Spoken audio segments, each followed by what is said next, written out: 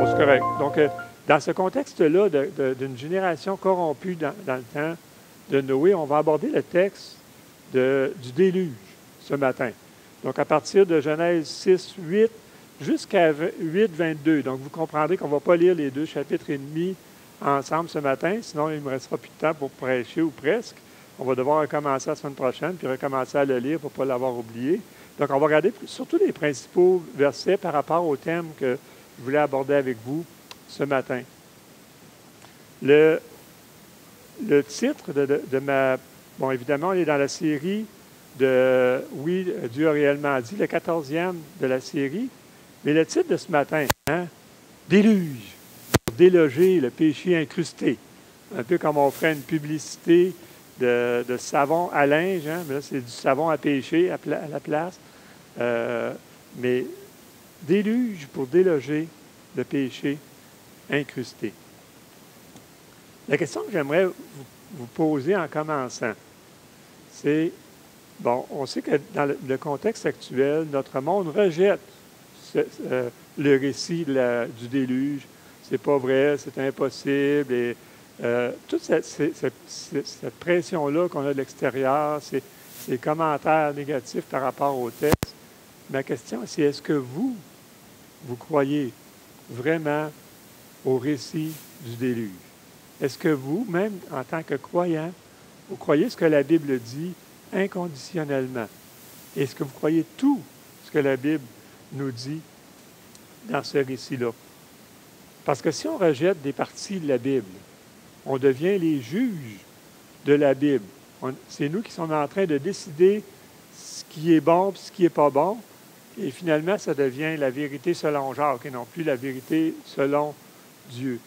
Donc, en tant qu'enfant de Dieu, on ne peut pas mettre des textes de côté et dire non, ça, c'est pas vrai, c'est une allégorie, c'est une fable, c'est un mythe. Non, ce que la Bible dit, elle le dit, puis la Bible dit clairement que c'est arrivé. C'est arrivé réellement le déluge et c'est arrivé tel que le texte nous le dit.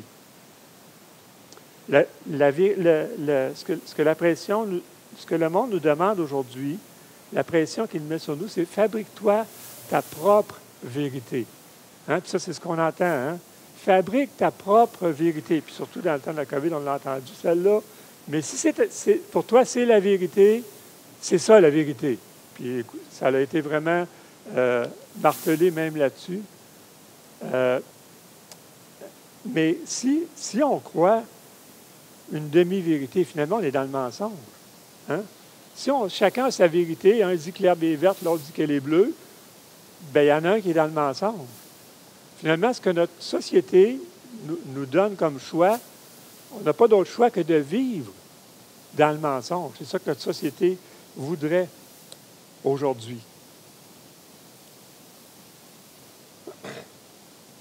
Voilà pourquoi, comme nous l'avons dit dans les dernières semaines, on ne peut pas, frères et sœurs, suivre le train de ce monde qui nous invite à faire notre propre vérité. On veut la vérité selon les Écritures. Et ça, c'est quelque chose de ferme, de solide sur lequel, comme enfant de Dieu, on peut s'appuyer. On doit avouer qu'on n'a pas tous les détails dans le récit du déluge. Il y a bien des questions qui vont rester sans réponse, où on va avoir des idées, des pistes de réponses, mais on n'aura pas toutes les réponses. Et ça, on doit accepter ça. On doit accepter qu'il reste des questions. Une fois qu'on va avoir terminé de lire, on peut se demander, est-ce que les animaux, parce que c'est une théorie, est-ce que les animaux sont entrés en hibernation? Comme ça, ils ne mangeaient presque pas. C'était bien moins compliqué. Est-ce qu'ils ont pu utiliser l'eau de pluie pour boire? Parce qu'évidemment, la quantité d'animaux et de personnes, ça prenait beaucoup d'eau potable, évidemment. Comment est-ce qu'ils ont ventilé tout ça, là, pour les cultivateurs? Hein? On le sait, comment les animaux dégagent du méthane, de l'ammoniac, même des gaz toxiques. Il fallait que ça soit très bien aéré. Le texte ne nous le dit pas. On sait que c'est arrivé. On n'a pas les réponses à ces questions-là.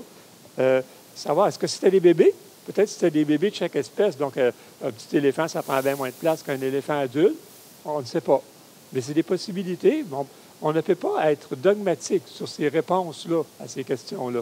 Parce que le texte ne nous le dit pas. On peut essayer de comprendre, oui, c'est possible. Si c'est arrivé comme ça, bien, c'est possible. Vous allez voir tout à l'heure, pendant la présentation, j'ai un paquet d'images, d'idées, comment l'arche devait être, puis comment le système de ventilation devait fonctionner. C'est des théories. Mais on ne peut pas appuyer ça avec des textes bibliques. Les dinosaures, est-ce qu'ils étaient dans l'arche ou pas? Le texte n'en parle pas. Donc, on ne sait pas. Ont-ils été instincts avant, après? Le texte ne le dit pas en lui-même. Donc, on doit accepter qu'on n'a pas ces détails-là. Que Moïse ne nous a pas fourni un plan d'architecte, comment était l'arche, puis finalement, on n'en a pas besoin. Parce qu'il n'y en aura plus jamais de déluge comme ça. On n'aura pas besoin d'avoir tous les plans bien détaillés, comment ça fonctionnait, comment c'est arrivé. Mais par contre, ce sont toutes là des questions que vous allez pouvoir poser à Dieu quand on va être au ciel. Hein, c'est plein de choses qu'on va pouvoir lui demander, puis là, on va avoir la vraie réponse, pas juste des spéculations, on va avoir la vraie vérité avec Dieu. Donc, on va peut-être essayer ce matin d'avoir quelques pistes ensemble, mais quand le texte ne le dit pas, on ne sera pas dogmatique. On va dire, bien, c'est possible comme ça. Puis on ne va pas aller trop non plus d'essayer de répondre à toutes ces questions-là, vu que le texte ne le dit pas. On va juste prier avant d'entamer l'étude de notre texte. Eh bien, Seigneur, oui, un texte vraiment intéressant qu'on va regarder ce matin, un gros texte. Et Seigneur Dieu, je te prie de nous guider à travers cette étude. Seigneur, ma prière, c'est qu'on puisse être édifié, qu'on puisse être encouragé, que tu puisses grandir, Seigneur, même dans nos cœurs, voir le Dieu extraordinaire qu'on a. Même si c'est un jugement de ta part, Seigneur, on voit que c'est un texte qui est rempli de grâce. Et c'est ce qu'on veut retenir, Seigneur, comment tu es un Dieu bon, tu es un Dieu patient, mais que tu es un Dieu redoutable aussi. Donc, utilise ma bouche, prépare nos cœurs à recevoir ce que tu as à nous dire. En Jésus. Amen. Donc, on ne va pas lire tout le texte, comme je l'ai dit. On va regarder plus les textes qui concernent les sujets que je voulais mettre en évidence avec vous. Je vais parler, je ne sais pas si vous avez eu le temps de lire le passage en question. Ça pourrait vous aider à suivre, mais c'est un texte qu'on connaît déjà bien. Donc, on va commencer tout de suite avec les versets 8 et 9 de Genèse 6. Donc, ça, c'est des illustrations, comment ça peut avoir l'air dans les cellules. Genèse 6, versets 8 et 9 et aussi 7, 1. Il dit, mais Moïse trouva grâce aux yeux de l'Éternel. Voici la postérité de Noé. Noé était un homme juste et intègre dans son temps. Noé marchait avec Dieu. Et au chapitre 7, verset 1, hein, je t'ai vu juste devant moi parmi cette génération. Donc, la première chose qu'on voit dans ce texte-là, au verset 8, c'est que si Noé a été épargné, c'est parce que Dieu lui a fait grâce. On sait tous ce que c'est une grâce. C'est quelque chose qu'on ne mérite pas. Donc, même si Noé a été épargné, il n'aura pas mérité d'être épargné, mais Dieu a choisi de faire grâce à lui et à sa famille. Donc, ça ne nous dit pas que Noé n'avait jamais commis un péché, que ses enfants non plus. Ça dit juste qu'ils ont été graciés, que Dieu a passé par-dessus ça. Par contre, ce qu'on peut constater, c'est que Noé ne suivait pas le train du monde de son époque. Noé était vraiment à part. Le texte nous dit qu'il a marché avec Dieu, alors que la société dans laquelle il vivait était complètement détournée de Dieu et ne marchait pas avec Dieu. Il était juste, il était intègre dans son temps, donc ça nous dit que c'est pour son époque, et il a marché avec Dieu. Mais par contre, oui, on est conscient qu'il y avait des péchés, puis on va le voir dans les textes qui vont suivre, dans les prochaines semaines, que Noé, ses enfants n'étaient pas parfaits, qu'il y avait aussi des péchés dans leur vie, puis on va le voir plus tard. Ensuite, versets 11 et 12 de Genèse 6. Un peu comme on l'a vu avant, la terre était corrompue devant Dieu, la terre était pleine de violence. Dieu regardait la terre et voici, elle était corrompue, car toute chair avait corrompu sa voie sur la terre. Donc, comme on l'a vu la semaine passée, toute chair, même les descendants de Seth, même ceux qui étaient la lignée que Dieu s'était gardée, étaient corrompus eux aussi devant Dieu. Mais on pourrait se demander, dans ce cas-là, les ancêtres de Noé, est-ce qu'eux autres aussi étaient corrompus? Et ça, c'est quelque chose que j'avais pensé faire. Je vais le faire très brièvement. Regardez un petit peu les dates qui nous sont données. Comment ça peut concrètement, regarder sur un graphique, de quoi ça pouvait avoir l'air? Je vais juste regarder un petit peu les ancêtres de Noé. Je fais un petit graphique ici. Donc, on voit quand est-ce que, Enoch à 75 ans a eu Métuchéla à 187 ans a eu Lémec, etc. Donc, premièrement, qu'est-ce qu'on voit dans le texte? On voit que Enoch, lui, a suivi Dieu. Il a été enlevé au chapitre 4 après 300 ans. Dieu l'a simplement enlevé sur la terre. Donc, on voit qu'il n'a pas vécu très longtemps. Il a quand même côtoyé Lémec, donc son petit-fils. Métuchéla. Quand on fait le calcul, on se rend compte, ça c'est le grand-père de Noé, que Métuchéla serait mort lors du déluge, soit juste avant ou dans le déluge. Si on fait le calcul, ça arrive exactement à l'an 600 de la vie de Noé que Métuchéla est mort. Donc, c'est possible que le grand-papa de Noé soit mort dans le déluge. Pas certain. Ça se peut qu'il soit mort juste avant. Mais imaginez-vous la famille de Noé qui laisse son grand-papa dehors de l'arche. Probablement qu'il ne voulait même pas rentrer non plus. Mais est-ce que Métuchéla a marché avec Dieu? Le texte ne le dit pas. Donc, si le texte ne le dit pas, c'est sûr que c'était moins évident que pour Enoch ou pour Noé, où c'est clairement dit qu'ils ont marché avec Dieu. Pour Lémec, le père de Noé, quand on fait le calcul, on se rend compte qu'il serait mort 5 ans avant le déluge. Donc, il n'a pas laissé son papa dehors, c'est déjà quelque chose. Pour lui non plus, on ne voit pas qu'il a suivi Dieu, qu'il a marché avec Dieu. Par contre, au verset 29, 6, 29, on voit, je ne l'ai pas. Donc, Genèse 6, 29, regardez ce que ça dit quand il est Noé, non, pas 6, 29. Non, c'est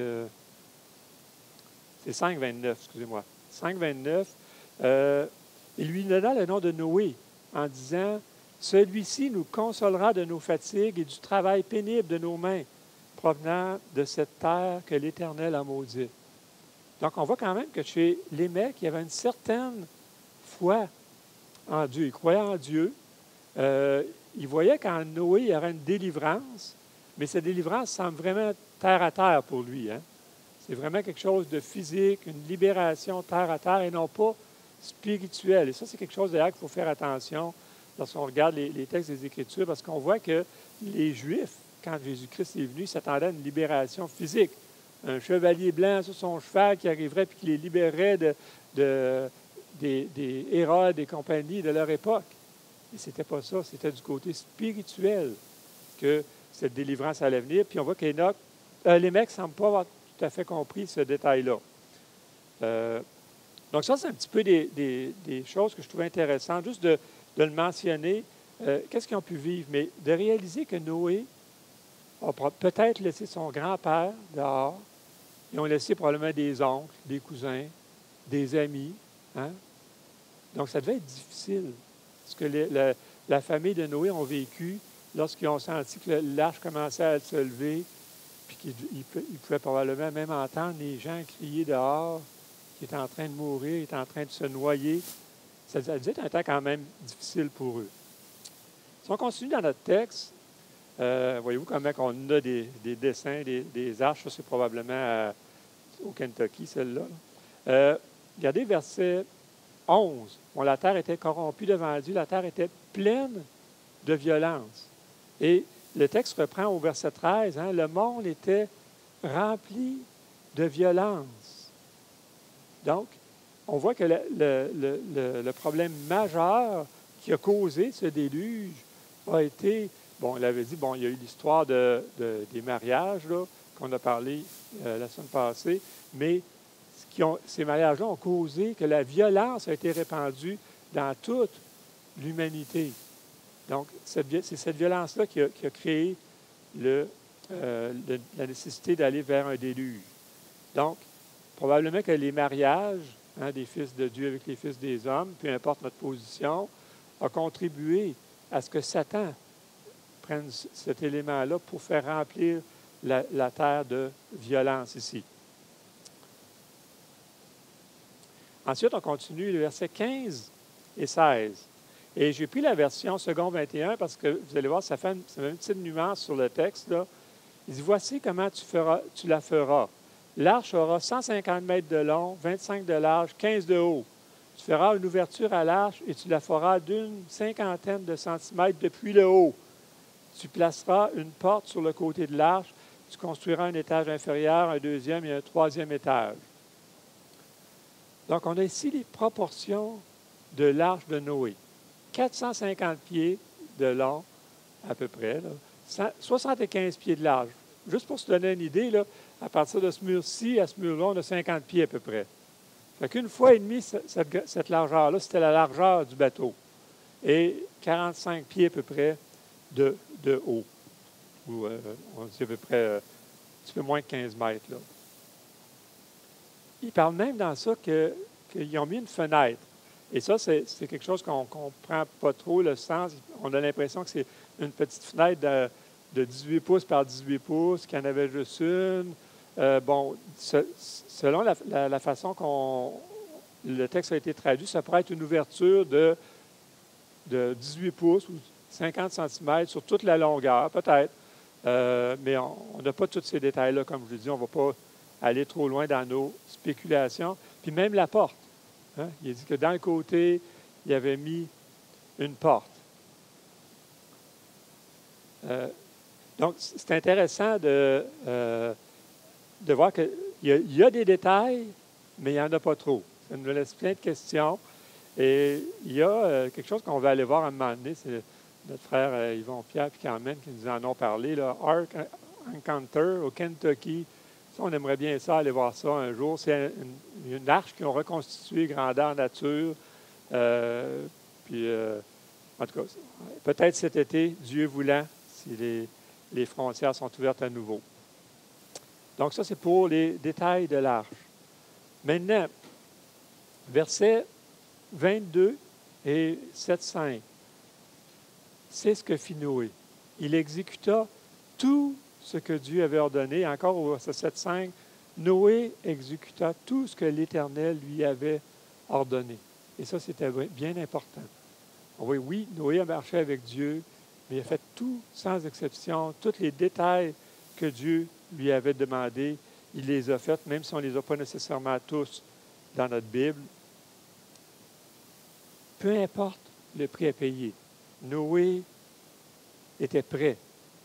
Que ce soit des railleries peut-être de ses voisins, il avait choisi d'obéir à Dieu malgré tout. En même temps, un bâtiment de cette ampleur-là, ça devait se voir de bien loin. Et ça devait être déjà en soi un signe, une annonce du jugement de Dieu qui s'en venait juste de voir cette construction immense-là au loin. Continuons. Je passe assez vite dans les textes. Là. Vous en avez des plans ça, qu'on a sur Internet. On en trouve tellement des choses. Là. Mais encore là, est-ce que c'était ça? On ne sait pas exactement. Genèse 7,6. Noé avait 600 ans lorsque le déluge d'eau fut sur la terre. Et ce texte-là nous permet peut-être de pouvoir, avec certains calculs, on dit c'est possiblement que ça a pris une centaine d'années à Noé pour construire l'arche. Ça, c'est quand même quelque chose, là. Vous posez le premier morceau de bois, là, puis quand vous posez le dernier, là, le premier a 100 ans. Vous imaginez? Vous imaginez la chose? Puis, mesdames, je sais que des fois, on se plaint que les travaux s'éternisent chez vous, là. Mais là, ça, c'était quelque chose, là. Hein? On a un précédent biblique à ça. Mais, hey, c'est quelque chose, là. Premièrement, une construction de cette ampleur-là, on comprend que c'est un grand chantier, quelque chose qui ne s'était jamais vu à l'époque, mais sur probablement une période de 100 ans. C'est quand même quelque chose. Puis, les gens voyaient ça aussi autour d'eux. Continuons notre lecture. Verset 11. Ça, c'est un un parchemin du texte de Genèse 6. Là. Verset 11, l'an 600 de la vie de Noé, le second mois, le 17e jour, 17 septembre, c'était cette semaine, ça. Okay? En ce jour-là, toutes les sources du grand abîme jaillirent et les écluses des cieux s'ouvrirent. Donc là, ça y est, il pleut des cordes. Hein? Donc, on voit ici qu'il y a comme deux sources desquelles l'eau est arrivée. C'est comme si l'eau arrive d'en dessous, hein, les sources du grand abîme jaillissent. Il y a des geysers, là. L'eau sort d'en dessous, puis l'eau arrive du dessus. C'est un peu, je ne sais pas si vous vous rappelez, quand on a regardé ensemble lors de la création, Dieu a séparé les eaux d'en dessous, les eaux qui sont en dessus.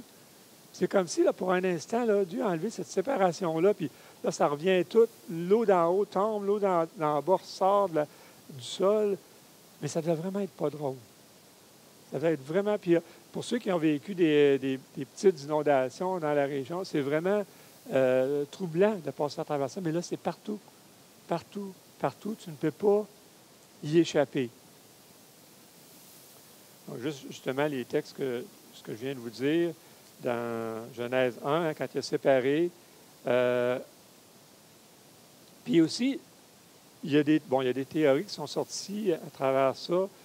Une de celles-là, c'est qu'il n'y aurait jamais plu avant le déluge. Parce qu'à cause du texte de Genèse 2, 5 et 6, que la terre était abreuvée finalement, puis il y avait une vapeur qui s'élevait puis qui arrosait naturellement la terre à ce moment-là. Puis selon certains, c'est possible même qu'il n'y aurait jamais plu avant le déluge. Imaginez-vous encore, quand Noé dit qu'il va pleuvoir assez, que tout va être inondé, que le monde n'a jamais vu une goutte d'eau, comment ça aurait dû être en même temps difficile à croire pour eux, mais en même temps un pas de foi pour la famille de Noé. Mais ça, c'est pas certain. C'est toujours de l'ordre des spéculations.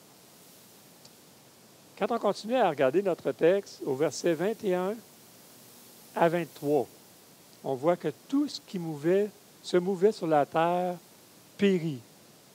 Verset 22, hein? Tout ce qui était sur la terre sèche, mourut. Verset 23, tous les êtres qui étaient sur la surface de la terre furent exterminés, depuis l'homme jusqu'au bétail, aux reptiles, aux oiseaux du ciel. Ils furent exterminés de la terre. Il ne resta que Noé et ce qui était avec lui dans l'arche. Ça veut dire, frères et sœurs, puis la parole est claire, là. Périt, mourut, exterminé. Il n'y a aucun autre être vivant que ceux qui étaient dans l'arche qui ont survécu. Donc ça aussi, à un moment donné, il y avait un nouveau film qui est sorti, je pense, dans les années 2015, 2018, dans ces coins-là, l'Arche de Noé, là, puis il y avait un autre bateau qui arrive, qui devait rescaper des choses. Non, frères et sœurs. Zéro personne n'a survécu, à part la famille de Noé et tous les animaux qui étaient avec eux dans l'arche.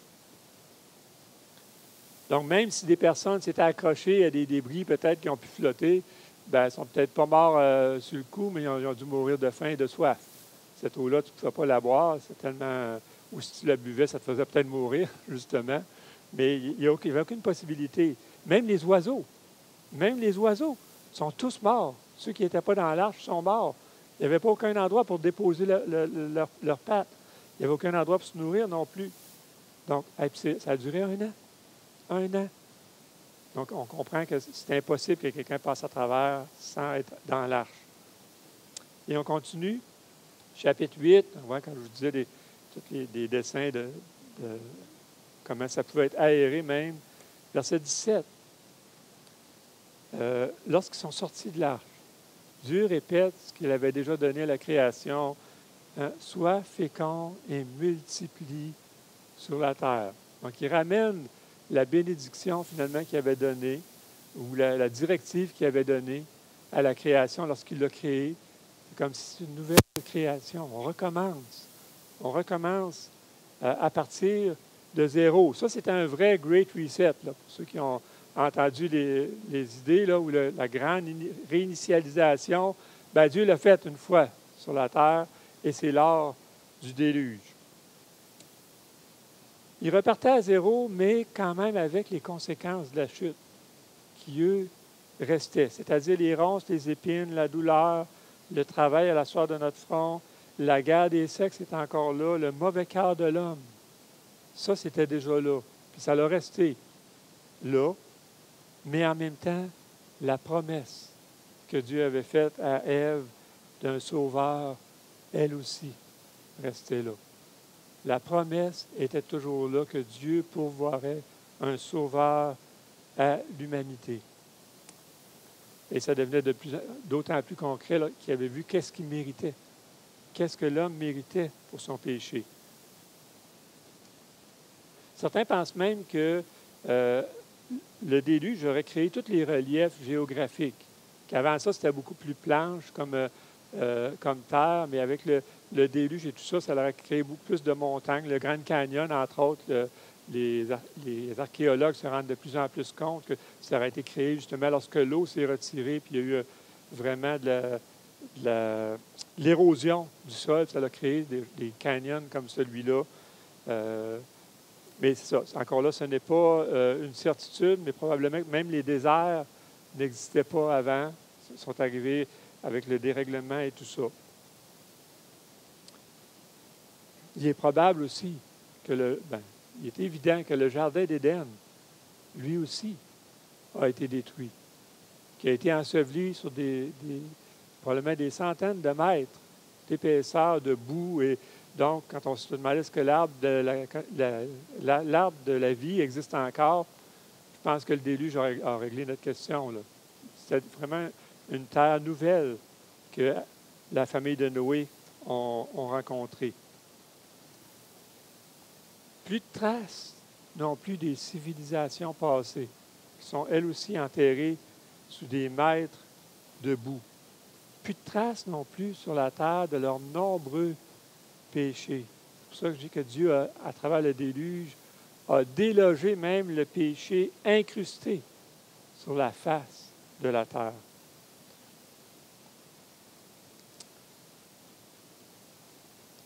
Continuons notre lecture au verset 20. Noé bâtit un autel à l'Éternel. Il prit de toutes les bêtes pures, de tous les oiseaux purs, et il offrit des holocaustes sur l'autel. Quand la famille de Noé est sortie de l'arche, il devait y avoir bien eu des émotions dans leur cœur. Ça fait 1 an que tu es à noirceur en dedans, là. Certainement, il y avait une joie, mais il devait y avoir toute une gratitude aussi. Seigneur, tu nous as épargnés. Hein, en voyant qu'il n'y avait plus rien d'autre, plus âmes qui vivent sur terre à part de eux, il devait être vraiment reconnaissant à Dieu. Il y avait une sainte crainte devant un Dieu aussi si redoutable que le nôtre.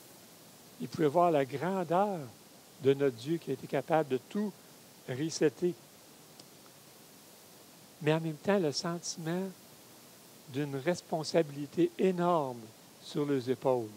Ils étaient responsables de reconstruire le monde en mettant Dieu au centre de leur réalité.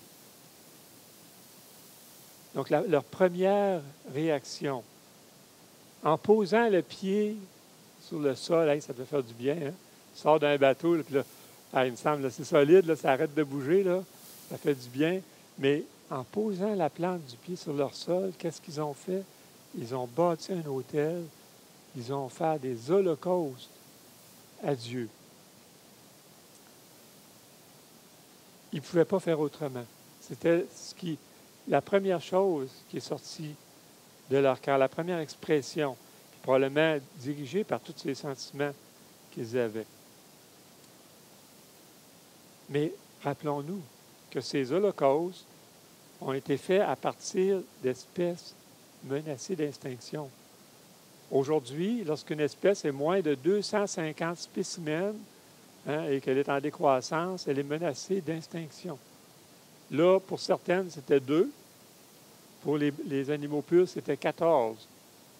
Et c'est parmi ces animaux purs-là, évidemment pas parmi les 2, parce que là, ça aurait été vraiment exterminé, mais les animaux purs, donc ceux qui avaient 7 couples, qu'ils ont offert ces sacrifices-là. Ça, c'était des sacrifices qui ont coûté vraiment cher à Noé. Ils savent que c'est les seuls spécimens qui peuvent permettre de reproduire l'espèce. Ils en ont à faire, évidemment. Ils n'ont pas à faire les 14 colombes, là. Mais c'était un sacrifice qui leur coûtait cher, mais ça en valait la peine. Ils jugeaient que oui, pour notre Dieu, il n'y avait pas de trop grand holocauste, trop grand sacrifice. Puis de toute façon, ils savaient que c'était Dieu qui s'assurerait que ces espèces-là puissent proliférer sur la terre et non pas eux, qui ne seraient pas capables d'avoir une si grande responsabilité. Et finalement, les versets 21 et 22 de notre texte, je vais les lire au complet. « L'Éternel sentit une odeur agréable. Et l'Éternel dit en son cœur, je ne maudirai plus la terre à cause de l'homme. Je ne maudirai plus la terre à cause de l'homme parce que les pensées du cœur de l'homme sont mauvaises dès sa jeunesse. » Donc ça, c'est encore là. « Je ne frapperai plus tout ce qui est vivant comme je l'ai fait. Tant que la terre subsistera, les semailles et la moisson, le froid et la chaleur, l'été et l'hiver, le jour et la nuit ne cesseront point. » Notre texte de ce matin se termine par une promesse. Dieu connaît très bien comment le cœur de l'homme est tortueux, comment le cœur de l'homme est naturellement porté vers le mal. Mais il promet qu'il ne détruira plus jamais toute chair à cause de celui-ci.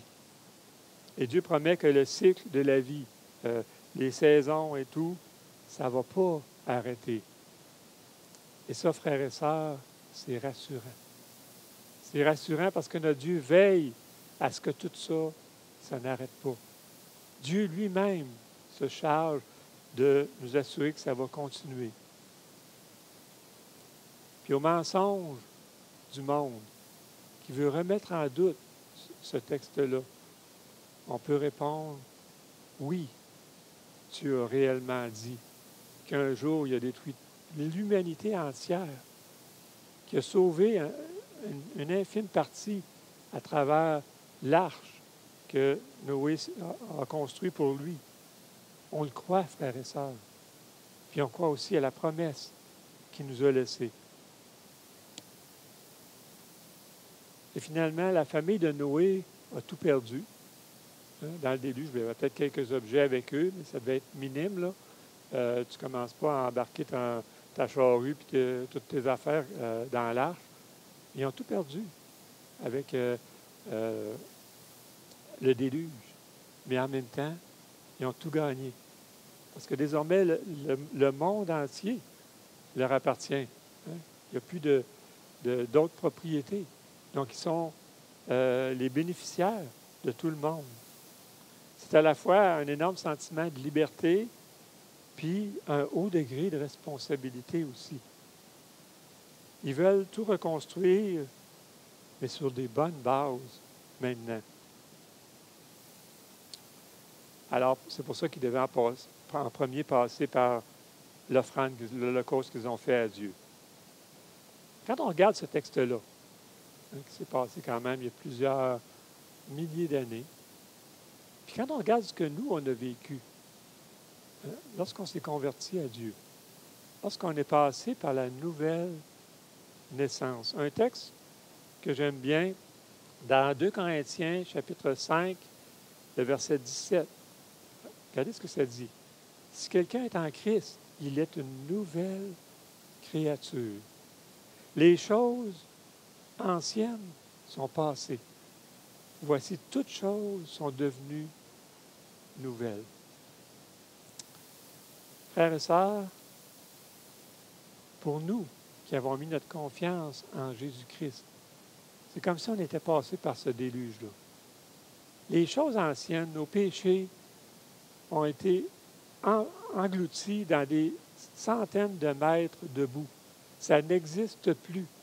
Ça n'existe plus. De nouvelles réalités est toute différente. Dieu place devant nous, à notre conversion, une belle feuille blanche.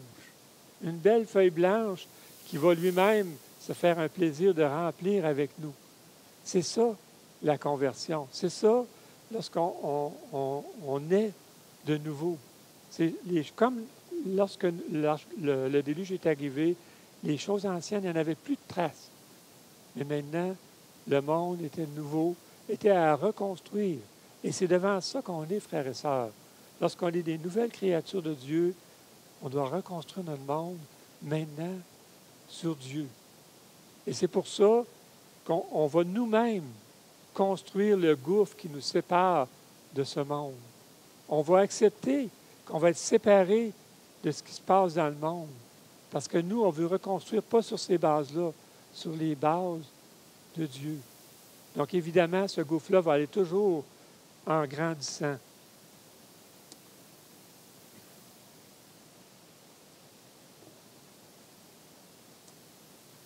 Donc, ce monde-là, pour nous, est désormais enseveli, n'existe plus.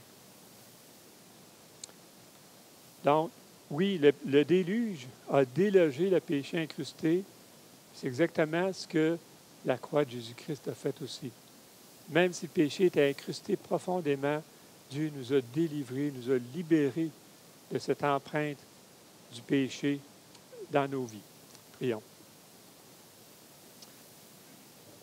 Yahweh Seigneur Dieu, premièrement, on veut te dire merci pour ta parole, merci pour ce texte du récit du déluge. Seigneur, on veut te dire qu'on accepte de croire, même si on ne comprend pas tout comment tu as pu le faire. Ce qu'on sait, c'est que tu es un grand Dieu, que rien n'est impossible pour toi. Seigneur, tu as pu les faire tomber en hibernation, on ne le sait pas, mais on sait, Seigneur, que si ta Bible dit, c'est vrai. Et on veut accepter ta vérité à toi, Seigneur.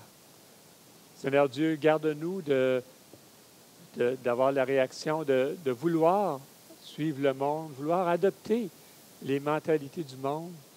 Seigneur, qu'on puisse accepter ce Grand Canyon, finalement, qui s'est construit entre nous et notre société, notre siècle présent.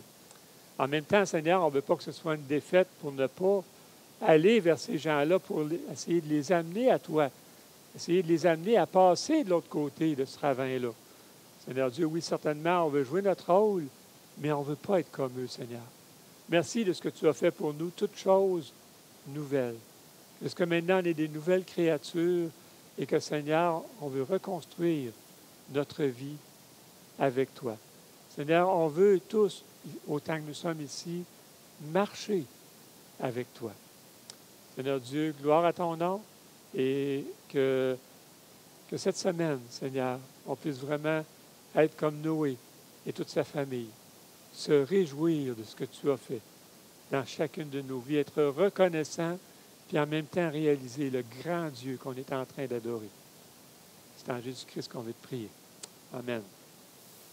Donc, la semaine prochaine, on va continuer avec on va voir justement, on a parlé de cette belle feuille blanche, puis on va continuer, que Dieu a mis de nouvelles bases. Donc, c'était des nouvelles consignes finalement, ou des nouvelles façons de faire pour ce nouveau monde-là. On va regarder ça, on va continuer au chapitre 9 ensemble.